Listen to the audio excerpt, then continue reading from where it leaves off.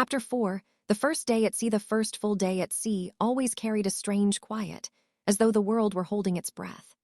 The Providence cut through the morning swells with a steady, confident rhythm, her hull groaning softly as she settled into the long work of the Atlantic. Salt clung to everything, the deck, the rigging, the men's hair, a fine, crystalline dust that glittered in the early light. The wind was brisk and cold, carrying the sharp tang of open water. Gone were the smells of Venice, the canals, the cooking fires, the perfume of the taverns. Out here, the air tasted of salt, damp wood, tar, and the faint metallic bite of the sea itself. Captain Elias Hawthorne stood at the quarterdeck rail, watching the crew move through their morning tasks. He felt the familiar satisfaction settle in his chest. The Providence was an old ship, but she was well kept, well rigged, and well manned. She answered the wind like a creature alive. Below him, the crew worked the sails with practiced ease. The heavy canvas boomed and snapped overhead, each sheet thick as a butcher's apron and weighing hundreds of pounds when wet. Even dry, it took teams of men to manage them. Boatswain Rourke Callahan strode along the deck, his voice carrying over the wind. Hands to the braces. Keep her steady. Mind that line, she'll take your fingers if you're slow. The men obeyed without hesitation. They moved like parts of a single machine, hauling, belaying, coiling, climbing.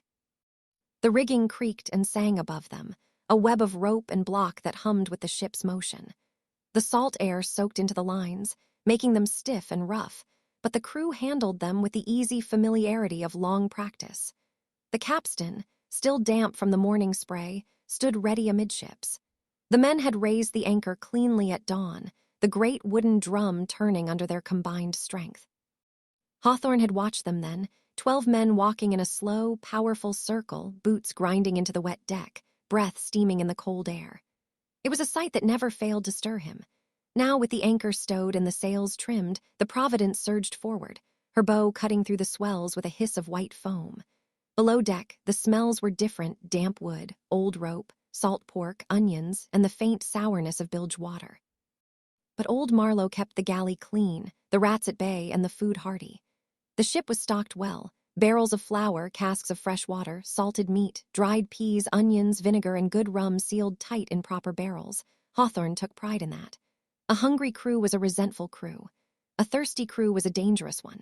But a well-fed crew, that was a crew that worked with heart. He descended the steps to the main deck, boots thudding softly on the damp planks. The salt air stung his eyes, but he welcomed it. This was the world he understood: wind, water, wood, and the steady pulse of a ship under sail. First Mate Samuel Briggs approached, his coat buttoned to the throat despite the rising sun. "Morning reports, Captain," he said, handing over a small ledger. "All stores accounted for, no issues in the rigging, crew in good spirits." Nodded. "And Ellery?" "Chart room," Briggs said. "He's been checking our bearings since dawn." "Good," Hawthorne said. "Let's keep her nor-northwest until we catch the outer edge of the current." Briggs nodded and moved off, barking a few crisp orders as he went. Hawthorne crossed the deck to the starboard rail. The sea stretched out in every direction, endless, cold, alive. The horizon was a thin, trembling line where sky met water, and the wind carried the faint promise of weather far.